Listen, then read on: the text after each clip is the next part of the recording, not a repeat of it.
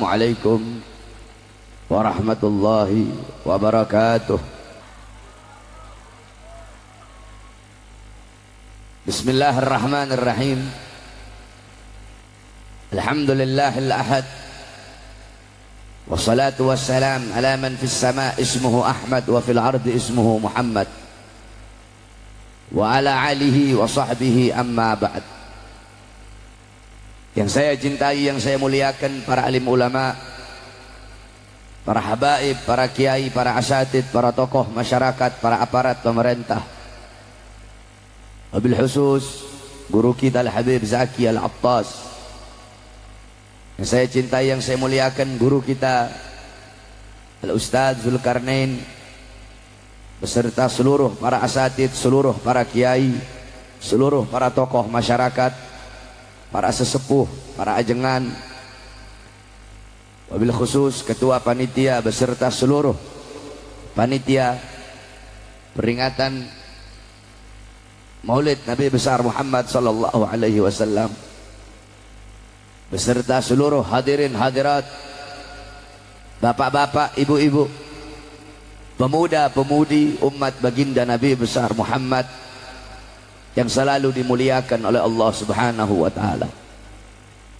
Alhamdulillah, segala puji dan syukur kehadirat Allah Subhanahu wa taala, yang dimana Allah Subhanahu wa taala menjadikan ini tempat menjadi tempat turunnya rahmat, menjadi tempat turunnya maghfirah, menjadi tempat turunnya hidayah, menjadi tempat turunnya barakah. Allah Subhanahu wa ta'ala memilih kalian sebagai hamba-hamba yang di dalam hatinya Allah letakkan cahaya kemuliaan, Allah letakkan cahaya keagungan, Allah letakkan cahaya keluhuran. Allah Subhanahu wa ta'ala mendorong langkahan kaki kalian dari rumah menuju ke majlis yang mulia ini, sehingga langkahan kaki kalian dari rumah menuju ke majlis ini, disitulah Allah ampuni dosa-dosa kalian yang telah lalu. Dari tempat ini kalian pulang menuju ke rumah, di situ Allah ampuni dosa-dosa kalian yang akan datang. Sebab duduknya kalian di sini mendapatkan keberkahan, mendapatkan kemuliaan, mendapatkan keutamaan daripada Maulid baginda agung Nabi besar Muhammad sallallahu alaihi wasallam. Kalian duduk berkumpul bersama orang-orang soleh. Engkau duduk berkumpul bersama para ulama. Saudara-saudara, dalam kitab Al-Mawahib Al-Quddusiyah, Syekh Ibrahim Baharwas dari Shibam, beliau menceritakan tentang karamat daripada Al-Imam Faqihil Muqaddam Muhammad bin Ali Ba'alawi. Beliau Faqihil Muqaddam adalah kakeknya para habaib, datuknya para habaib Segaf, Al-Idrus, Al-Habsyi, Al-Attas bin Syahab, Ibn Syekh Abu Bakar dan lain-lainnya. Beliau Ustadzul A'zam, guru besar, Syekhus Syuyuhus Syariah. Beliau adalah gurunya para guru-guru syariat. Beliau Qudwatul Muhaqqiqin, pedoman para ahli hakikat. Beliau Tajul Aimmatul Arifin. Beliau adalah mahkota para ahli ma'rifat. Beliau dimakamkan di Zanbal. Zanbal adalah pemakaman para aulia, dan ada beberapa sahabat yang meninggal dalam perang Badar dimakamkan di Zanbal. Dulu ada satu orang fasik, ada satu orang fajir. Ketika dia wafat, dia dikuburkan di dekat pemakaman para aulia. Ketika ini orang wafat, dia dikubur di dekat kuburnya orang-orang soleh. Salah satunya di situ ada kuburnya Faqihil Muqaddam Muhammad bin Ali Ba'alawi. Singkat cerita, karena ini orang fasik, ini orang fajir, ini orang fasid, maka dalam kubur dia disiksa oleh Munkar Nakir, saudara-saudara. Ketika dia sedang disiksa oleh Munkar Nakir, ketika dia sedang diazab oleh Munkar Nakir, tiba-tiba Faqihil Muqaddam Muhammad bin Ali Ba'alawi masuk ke dalam kuburnya itu orang. Faqihil Muqaddam berkata, "Ruh ya Munkar wa Nakir, pergi kamu wahai Munkar dan Nakir. Jangan kamu siksa ini orang, jangan kamu azab ini orang, kamu azab dia, kamu siksa dia, kamu cambuk dia, teriakan dia, jeritan dia mengganggu zikirku kepada Allah Subhanahu wa taala. Itu orang fasik dapat syafaat gara-gara kuburnya dekat dengan kuburnya orang soleh. Dia dekat dengan orang soleh bukan semasa hidupnya. Dia dekat ketika dia sudah wafat, kuburnya dekat dengan kuburnya orang soleh, dapat syafaat. Bagaimana ketika kita masih hidup, kita dekat dengan orang-orang soleh, kita dekat dengan para ulama. Saudara-saudara, engkau duduk di majelis yang mulia ini untuk bergembira, untuk berbahagia dengan lahirnya baginda Nabi besar Muhammad sallallahu alaihi wasallam. Siapa yang suruh kamu berbahagia? Siapa yang suruh kamu bergembira dengan lahirnya Nabi? Yang suruh bukan ustadz, bukan kiai, bukan habib, bukan nabi, bukan rasul, bukan tabi'in, bukan malaikat yang suruh kamu berbahagia dengan lahirnya Nabi, tetapi Allah Subhanahu wa taala yang perintahkan engkau untuk bergembira dengan lahirnya baginda Nabi besar Muhammad. Di dalam Al-Quran Allah Subhanahu wa taala berfirman, "Qul bi fadlillah wa bi rahmati fabidzalika falyafrahu." Katakanlah, dengan karunia Allah dan dengan rahmat Allah, maka dengan karunia dan rahmat tersebut falyafrahu, hendaklah mereka bergembira. Apa karunia Allah? Karunia Allah yang paling besar adalah Al-Quran. Menurut Al-Imam Abdullah bin Abbas, karunia Allah yang paling besar adalah ilmu. Sama, Al-Quran sumber daripada segala ilmu. Terus, siapa rahmat Allah dalam ayat tersebut? Para mufassirin, para ulama-ulama ahli tafsir, dalam kitab-kitab tafsirnya, beliau menjelaskan. Dalam kitab tafsir Ibnu Katsir, Al-Imam Ibnu Katsir, dalam kitab tafsir Jami'ul Bayan, Al-Imam Ibnu Jarir At-Tabari, dalam kitab tafsir Jami' li Ahkam, Al-Imam Qurtubi, dalam kitab tafsir Jalalain, Al-Imam Jalaluddin Al-Mahalli, dan diteruskan oleh Al-Imam Jalaluddin As-Suyuti, dalam kitab tafsir Ma'alimut Tanzil, Al-Imam Baghawi. Ini tafsir Baghawi adalah tafsir yang paling banyak dipakai oleh para habaib. Dalam kitab tafsir Anwarut Tanzil, Al-Imam Baydawi. Dalam kitab tafsir Madarikut Tanzil, Al-Imam An-Nasafi. Beliau-beliau para ahli tafsir mengatakan, menjelaskan siapa rahmat Allah dalam ayat tersebut. Sebagaimana dalam ayat yang lain Allah berfirman, "Wa ma arsalnaka illa rahmatan lil alamin." Tidak aku utus kamu wahai Muhammad kecuali kamu adalah rahmat bagi seluruh alam semesta. Maka dengan adanya Nabi Muhammad sebagai rahmat Allah, hendaklah mereka bergembira, hendaklah saya bergembira, hendaklah kalian bergembira dengan adanya baginda Nabi besar Muhammad sallallahu alaihi wasallam. Lahirnya Nabi, seluruh alam jagat raya bergembira.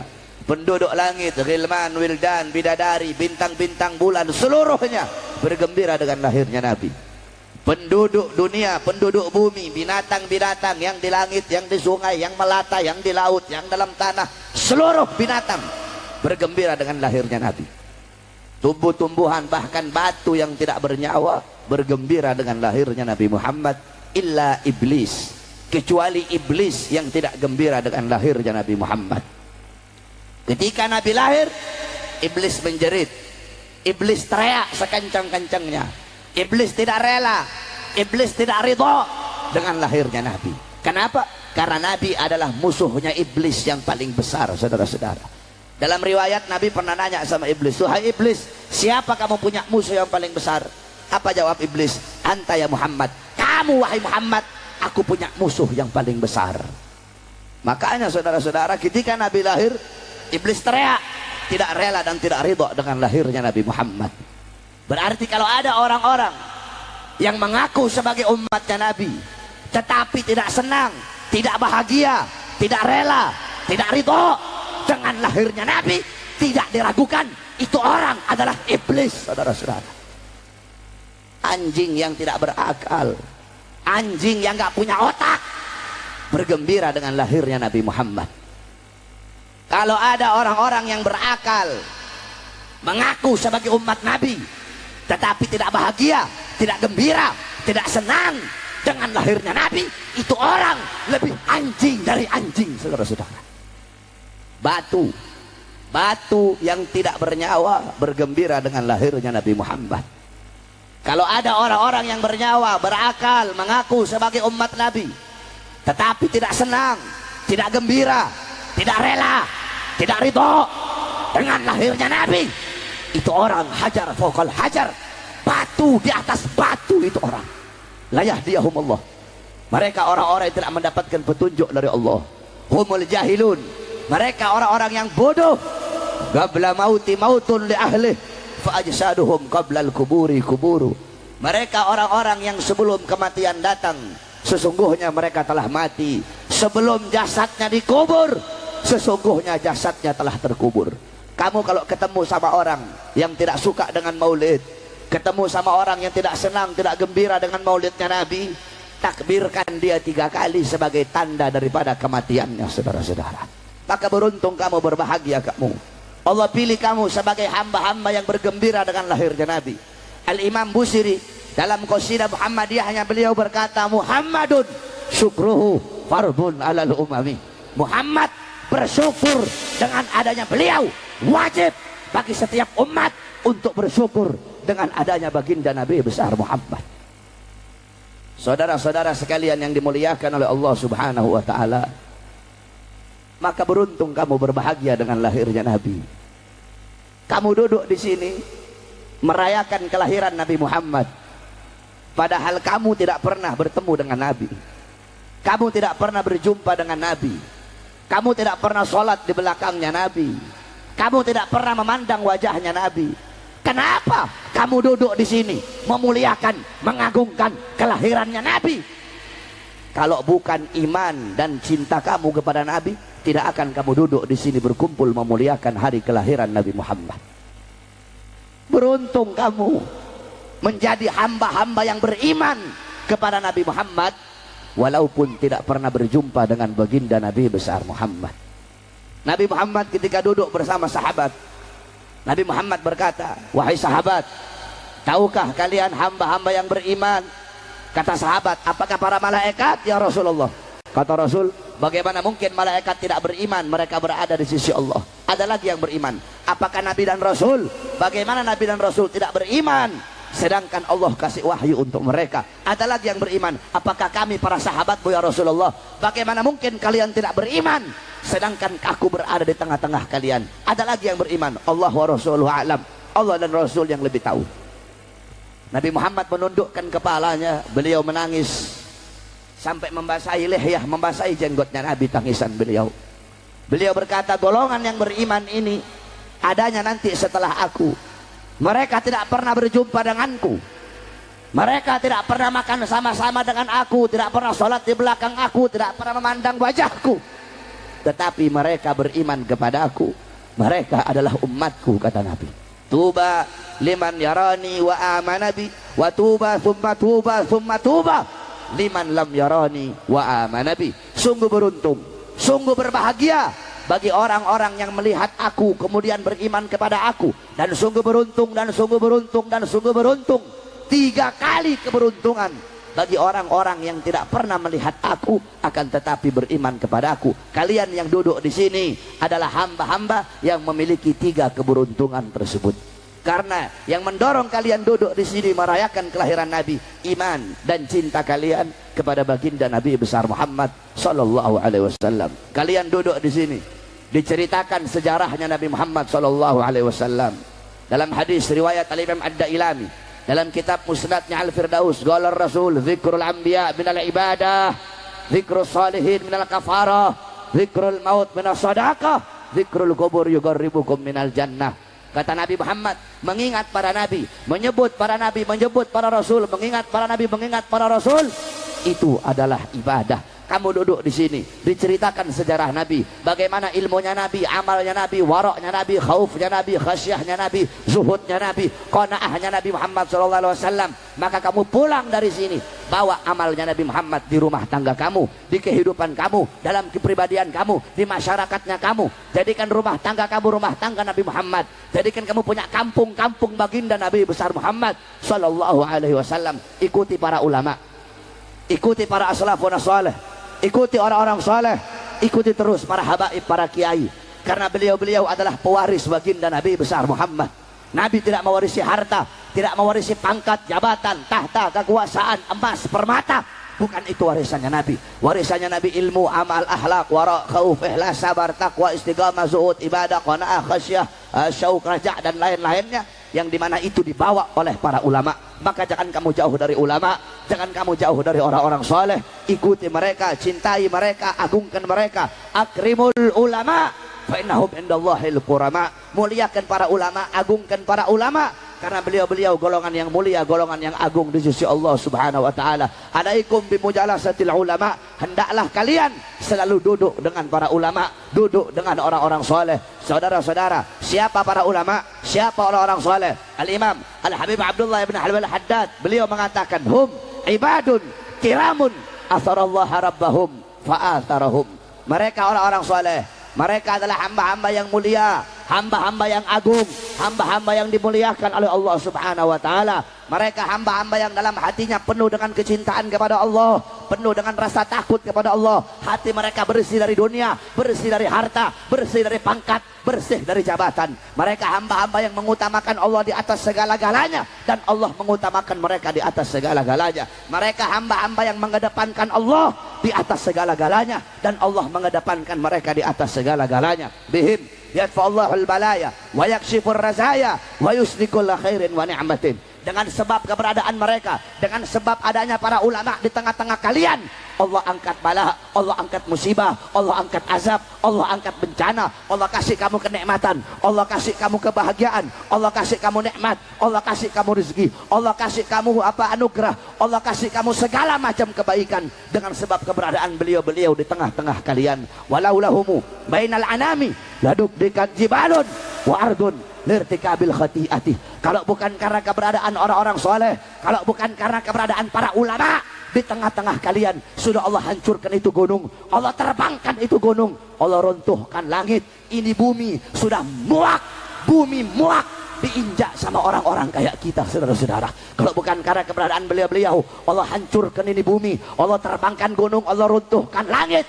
Karena terlalu banyak perbuatan dosa, terlalu banyak maksiat, terlalu banyak mungkarat, terlalu banyak dolalat, terlalu banyak sayyiat, terlalu banyak mukhalafat, terlalu banyak kesesatan, perbuatan dosa, maksiat, pelanggaran-pelanggaran yang kita lakukan. Kalau bukan karena keberadaan beliau-beliau, sudah Allah hancurkan ini dunia. Oleh karena itu beruntung, di tengah-tengah kita masih banyak orang-orang soleh, masih banyak para ulama, sehingga dengan keberadaan beliau-beliau, langit masih menurunkan hujan. Dengan sebab keberadaan beliau-beliau, bumi menumbuhkan tumbuh-tumbuhannya, saudara-saudara. Beliau-beliau adalah golongan yang dimana dalam Al-Quran Allah Subhanahu wa taala berfirman, qul hal yastawil ladzina ya'lamuna wal ladzina la ya'lamun. Kata Allah, katakanlah, apakah sama orang-orang yang alim dengan orang-orang yang tidak alim? Apakah sama orang-orang yang alim dengan orang-orang yang jahil? Apakah sama orang-orang yang mengenal dengan orang-orang yang tidak mengenal? Apakah sama orang-orang yang dekat dengan orang-orang yang jauh? Maksudnya apa? Artinya apa? La yastawuna abada, la fid dunya wala fil akhirah. Tidak akan pernah sama. Di dunia tidak sama, di akhirat pun tidak akan pernah sama, saudara-saudara. Orang alim dan kita orang awam nggak sama. Orang alim dan pejabat nggak sama. Ulama sama pejabat nggak sama. Jangan kamu samain ulama sama pejabat. Tidak sama, la yastawuna abada. Tidak akan pernah sama, saudara-saudara.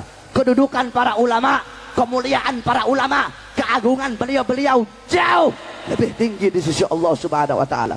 Jangankan ulama, kamu tahu ada santri yang kecil yang ngafalin Zubat, ngafalin Alfiyah, yang belajar ilmu agama. Ini santri yang kecil tadi, kalau mau dibandingkan dengan seorang presiden yang goblok, seorang presiden yang bodoh, seorang presiden yang buta Al-Quran, seorang presiden yang kalau baca la kawala kawala kata billah, seorang presiden kalau mau dibandingkan dengan seorang santri kecil yang paham ilmu agama, santri itu masih lebih mulia dalam pandangan Allah Subhanahu wa taala.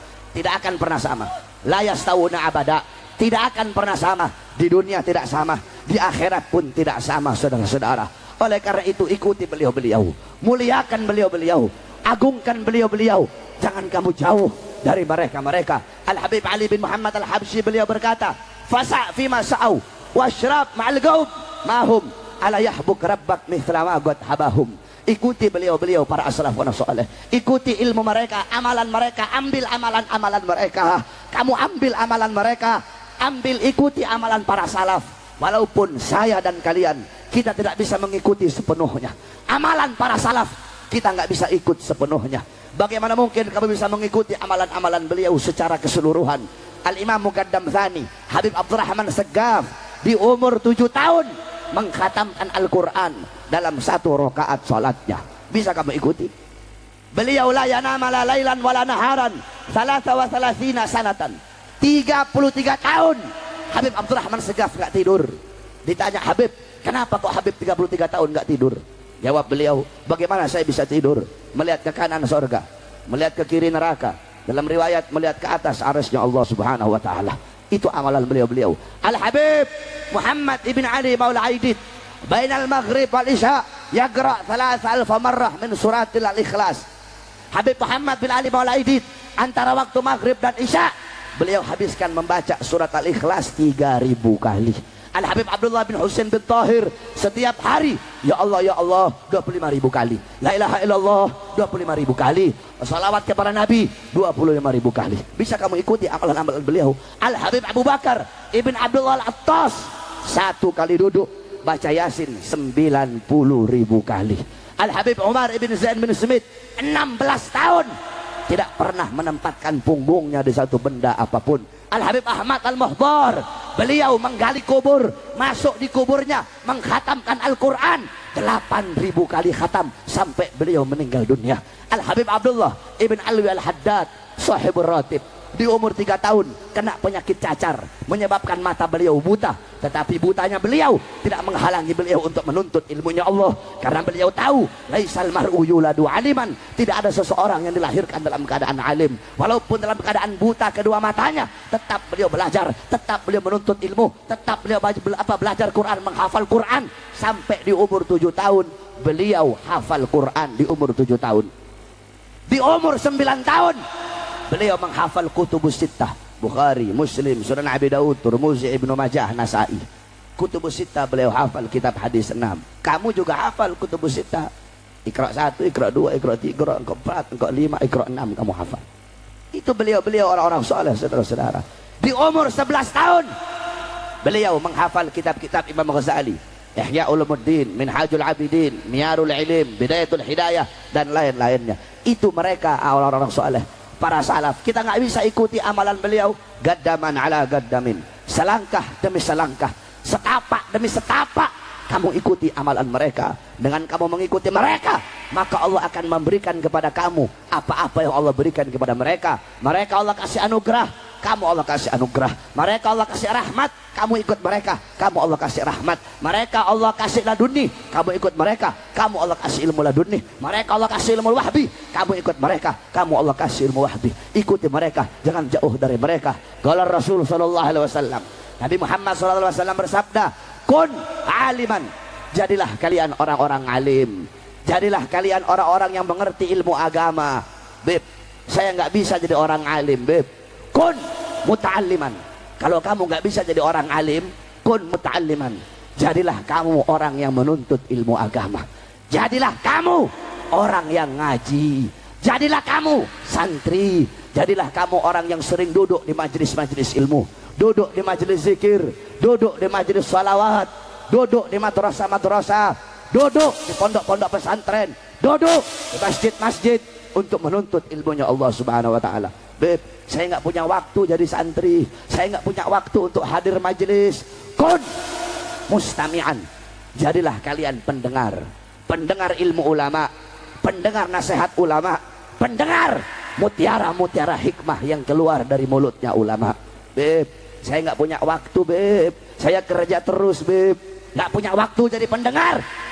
Pilihan terakhir bagi kamu, kun muhibban. Jadilah kalian pecinta para ulama. Jadilah kalian pecinta orang-orang soleh. Jadilah kalian pecinta ilmu para ulama. Jangan kalian jadi golongan yang kelima. Siapa golongan kelima? Udah orang alim bukan, santri bukan, pendengar bukan, pecinta juga bukan, malah menjadi pembenci-pembenci para ulama, pembenci-pembenci para habaib, pembenci-pembenci para kiai. Kata Nabi Muhammad SAW, qala Rasul, al-anun nas. Kata Nabi, manusia-manusia yang paling bangsat, manusia-manusia yang paling biadab, manusia-manusia yang paling terlaknat, manusia-manusia yang terkutuk adalah manusia-manusia yang tidak cinta kepada Allah, tidak cinta kepada aku, kata Nabi, dan tidak cinta kepada ulama, tidak cinta kepada orang-orang soleh. Ini manusia-manusia paling terkutuk, ini manusia-manusia paling bejat. Siapapun dia, mau pengusaha kaya raya benci sama ulama, berarti itu manusia paling terlaknat. Mau pejabat kek, mau presiden kek, mau polisi kek, benci sama ulama, benci sama habaib, benci sama kiai, berarti itu pejabat laknat, pejabat biadab, kata Nabi Muhammad sallallahu alaihi wasallam. Kita doakan guru kita Al Ustaz Zulkarnain, semoga Allah panjangkan umur beliau, Allah sehatkan jasmani dan ruhani beliau. Guru kita Al Habib Zaki, Allah panjangkan umur beliau, Allah sehatkan jasmani dan ruhani beliau, Allah beri kita manfaat dari ilmu-ilmu beliau. Amin amin rabbal alamin.